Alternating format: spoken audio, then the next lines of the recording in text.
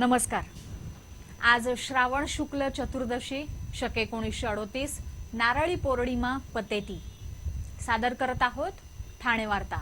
ठळक घडामोडी। अटींचा भंग करणाऱ्या सार्वजनिक गणेशोत्सव मंडळांना पालिकेने केलेला दंड माफ।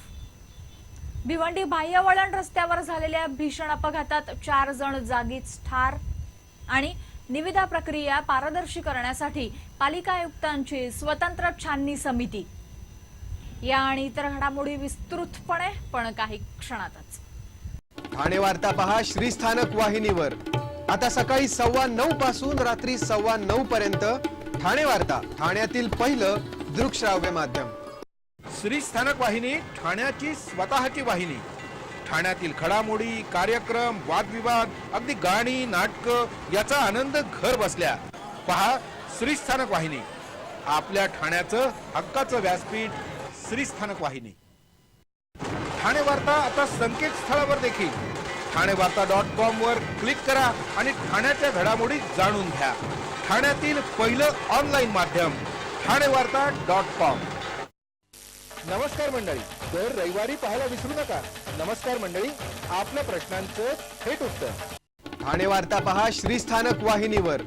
आता सकाळी 9:15 पासून रात्री 9:15 पर्यंत ठाणे वार्ता, ठाण्यातील पहिलं दृकश्राव्य माध्यम।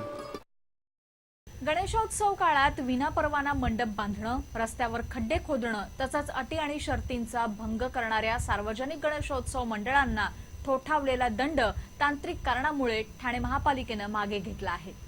मात्र पुन्हा यावर्षी सार्वजनिक मंडळांकडून आगळीक झाल्यास दंडात्मक कारवाईला सामोरं जावं लागणार असल्याचा गर्भित इशारा पालिकेने दिला आहे। या दंडात्मक कारवाईच्या निषेधार्थ काही दिवसांपूर्वी राष्ट्रवादीचे आमदार जितेंद्र आव्हाड यांनी महापालिकेसमोर गणपती बाप्पा बसवण्याचा इशारा दिला होता। गेल्या वर्षी उच्च न्यायालयाच्या आदेशानुसार गणेशोत्सव काळात विनापरवाना किंवा परवानगीतील अटी आणि शर्तींचा भंग करणाऱ्या 450 सार्वजनिक गणेशोत्सव मंडळांना महापालिकेनं प्रत्येकी 1 लाखांचा दंड ठोठावला होता। ही रक्कम जिल्हाधिकारी कार्यालयामधील मुख्यमंत्री दुष्काळ निवारण निधीमध्ये जमा करण्याचे आदेशही महापालिका आयुक्तांनी दिले होते। मात्र मुख्यमंत्री दुष्काळ निवारण निधी हा स्वेच्छा निधी असल्यानं त्यामध्ये दंडाची रक्कम वसूल करून ती या निधीमध्ये जमा करणं संयुक्तिक होणार नसल्याची भूमिका जिल्हाधिकाऱ्यांनी घेतल्यानं ही दंड वसुलीची कार्यवाही रद्द केली आहे। तथापि यावर्षी विनापरवाना मंडप बांधणं, रस्त्यावर खड्डे खोदणं, दिलेल्या परवानगीपेक्षा जास्त जागेत मंडप उभारणं किंवा परवानगीतील अटी आणि शर्तींचा भंग करणाऱ्या सार्वजनिक गणेशोत्सव मंडळांवर दंडात्मक कारवाई करण्यात येईल असा इशारा आयुक्तांनी दिल्यानं गणेश मंडळं धास्तावली आहेत। निविदा प्रक्रिया पारदर्शी होण्यासाठी पालिका आयुक्तांनी छाननी समिती स्थापन केली आहे। पालिका आयुक्तांनी सर्व विभाग प्रमुखांच्या बोलवलेल्या आढावा बैठकीत हा निर्णय जाहीर केला। निविदा प्रक्रिया पारदर्शी व्हावी तसंच 3 निविदाकारानंतर 4थ्या आणि 5व्या निविदाकाराला बाद करण्याची जी प्रक्रिया आहे ती योग्य पद्धतीने राबवली जाते की नाही त्याची ही समिती छाननी करणार आहे। ई निविदेद्वारे होणाऱ्या प्रक्रियेदरम्यान फक्त 3च निविदा कशा प्राप्त होतात असा प्रश्न उपस्थित करून 3 निविदानंतर आलेल्या निविदाकारांना किरकोळ कारणावरून अपात्र ठरवण्यात येतं। ज्या निविदाकारांना अपात्र केलं जातं त्याची माहिती घेण्याचं आणि त्यावर योग्य निर्णय घेण्याचं काम ही छाननी समिती करणार आहे। निविदा भरून न देणं तसंच किरकोळ कारणावरून निविदाकारास अपात्र ठरवण्याबाबत काही तक्रारी असल्यास थेट आयुक्त कार्यालयाशी संपर्क साधण्याचं आवाहन आयुक्तांनी केलं आहे। भिवंडी बाह्यवळण रस्त्यावर आज सकाळी झालेल्या अपघातात एका महिलेसमवेत भांडूपमधील 4 जणांचा मृत्यू झाला। नाशिकहून मुंबईकडे येणाऱ्या या कारची ठाण्याहून नाशिककडे जाणाऱ्या टेम्पोला जोरदार धडक बसली। कारच्या चालकाचा वाहनावरील ताबा सुटल्यानं रस्ता दुभाजक ओलांडून ही कार दुसऱ्या बाजूला गेली। त्याचवेळी तिथून जाणाऱ्या टेम्पोला तिची धडक बसली। ही धडक एवढी जोरदार होती की त्यामध्ये कारचा चक्काचूर झाला। या कारमधून प्रवास करणारे वसंत केदारे, अमित केदारे, सचिन केदारे आणि सुमिता केदारे यांचा जागीच मृत्यू झाला। हे 4 जण भांडूपचे रहिवासी होते। स्वातंत्र्य दिनाच्या निमित्तानं 1000 विद्यार्थ्यांच्या चेहऱ्यावरील सळसळता उत्साह आणि त्या सळसळत्या उत्साहामधून गडकरी रंगायतांमध्ये काल सायंकाळी घुमला एक सूर एक तालचा आवाज। अतिशय चित्तवेधक आणि उत्साहवर्धक अशा या कार्यक्रमातून ठाण्यातील विविध शाळांमधील विद्यार्थ्यांनी हिंदी, मराठी, बंगाली भाषेमधील गीतांमधून देशभक्ती, पर्यावरण, स्वच्छ भारत, कन्या वाचवा असा संदेश दिला। स्वातंत्र्य दिनाचं औचित्य साधून ठाणे महानगरपालिका आणि युवक बिरादरी यांच्या संयुक्त विद्यमानं एक सूर एक ताल या विशेष कार्यक्रमाचं आयोजन करण्यात आलं होतं। महापौरांच्या हस्ते या कार्यक्रमाचं उद्घाटन झालं। कार्यक्रमाच्या सुरुवातीला युवक बिरादरीच्या 40 कलाकारांनी भारताच्या इतिहासावर आधारित पुण्यतीर्थ बॅले हा कार्यक्रम सादर केला। त्यानंतर हा नाश थांबवा, भूमातेचे तन मन जळते आहे हे मराठी, भारो तेरी माटीर घोर थेरे खेतर आडे नोदीर तिरे हे बंगाली आणि इतनी शक्ती हमें देना दाता मन का विश्वास कमजोर होना या हिंदी गीताबरोबरच खुदा गवाह है, अल्लाह की नियामत हम है, साफ पानी और हवा है तो सलामत है या कव्वालीनं या कार्यक्रमाची रंगत वाढली। ठाणे वार्ता पहा श्रीस्थानक वाहिनीवर आता सकाळी 9:15 पासून रात्री 9:15 पर्यंत। ठाणे वार्ता, ठाण्यातील पहिलं दृकश्राव्य माध्यम। आपला परिसर स्वच्छ आणि सुंदर ठेवण्यासाठी ठाणे महापालिकेत सहकार्य करा। ओला सुका कचरा वेगवेगळा जमा करा आणि रोगराईपासून मुक्तता मिळवा। ठाणे वार्ता आता संकेतस्थळावर देखील ठाणेवार्ता.com वर क्लिक करा आणि ठाण्याच्या घडामोडी जाणून घ्या। ठाण्यातील पहिलं ऑनलाईन माध्यम ठाणेवार्ता.com।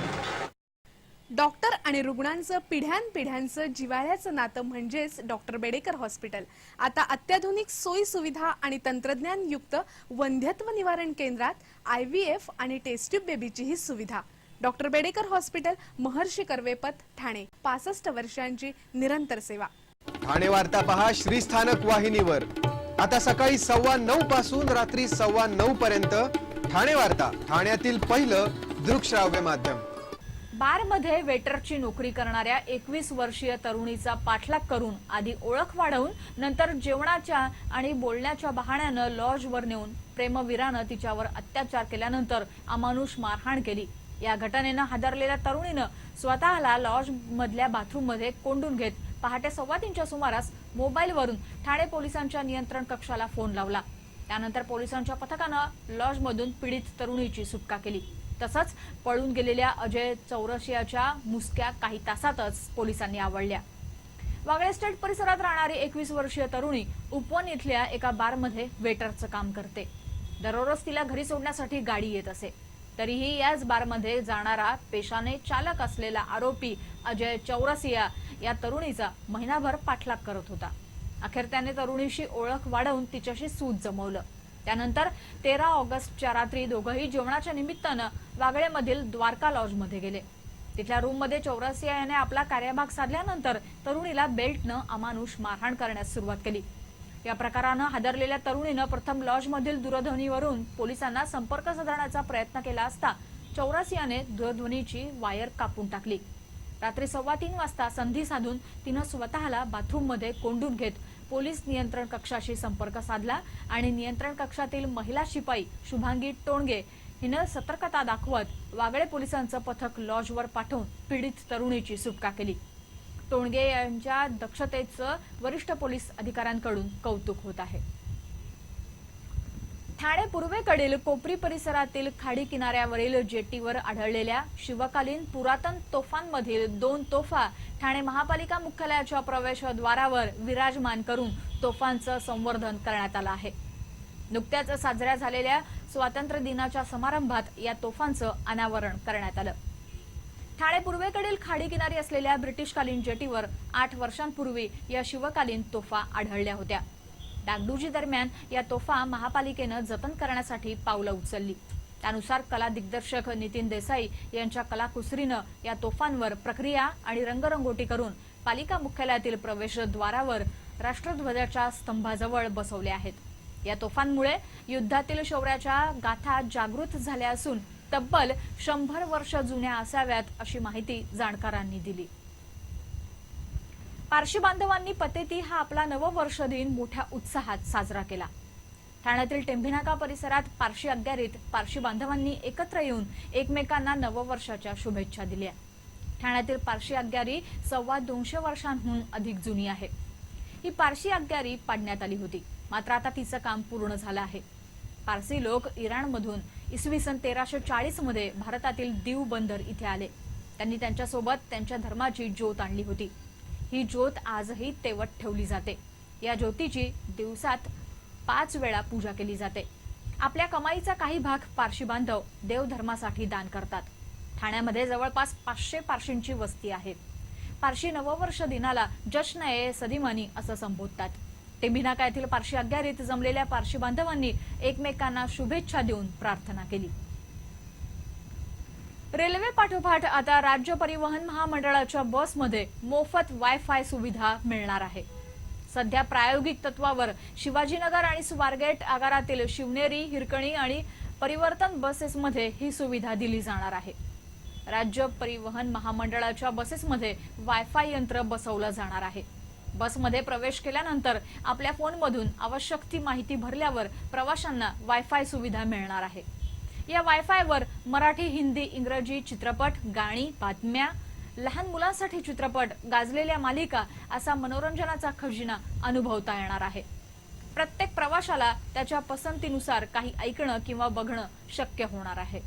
प्रवाशांना फक्त एकदाच वायफाय यंत्र जोडून घ्यावं लागणार आहे. त्यानंतर प्रत्येक प्रवासात ही सुविधा नियमित उपलब्ध होऊ शकणार आहे. रेल्वे प्रवाशांना एक आनंदाची बातमी असून येत्या आठवडाभरात ठाण्यासह 7 रेल्वे स्थानकांवर वेगवान वायफाय इंटरनेट सुविधा उपलब्ध होणार आहे. रेल्वे प्रवाशांना अत्याधुनिक सोयी सुविधा पुरवण्याच्या उद्देशानं मुंबई सेंट्रलला देशातील पहिली वायफाय सुविधा सुरू करण्यात आली होती. या सुविधेचा लाभ जवळपास 50,000 प्रवासी घेत आहेत. आता ठाणे, छत्रपती शिवाजी टर्मिनस यांच्यासह इतर 5 रेल्वे स्थानकात ही सुविधा उपलब्ध होणार आहे. खरं तर 15 ऑगस्ट पासूनच ही सुविधा उपलब्ध करून दिली जाणार होती, पण या सेवेच्या अंमलबजावणीत उशीर झाल्यामुळे आता येत्या आठवडाभरात ही सुविधा उपलब्ध होणार आहे. रेल्वे मंत्री सुरेश प्रभू यांनी ट्विटरवरून छत्रपती शिवाजी टर्मिनस, ठाणे, भायखळा, खार, बांद्रा, चर्चगेट, पनवेल या रेल्वे स्थानकांवर आठवडाभरात ही सुविधा प्रवाशांना उपलब्ध होईल अशी माहिती दिली आहे. त्याचप्रमाणे घाटकोपर, कुर्ला, वाशी, डोंबिवली, मुलुंड यांच्यासह आणखी 8 रेल्वे स्थानकांवरून लवकरच ही सुविधा उपलब्ध होणार आहे. देशभरातील 100 रेल्वे स्थानकांवर या वर्षाअखेरीस मोफत वायफाय सुविधा उपलब्ध करून देण्याचा रेल्वेचा मानस आहे.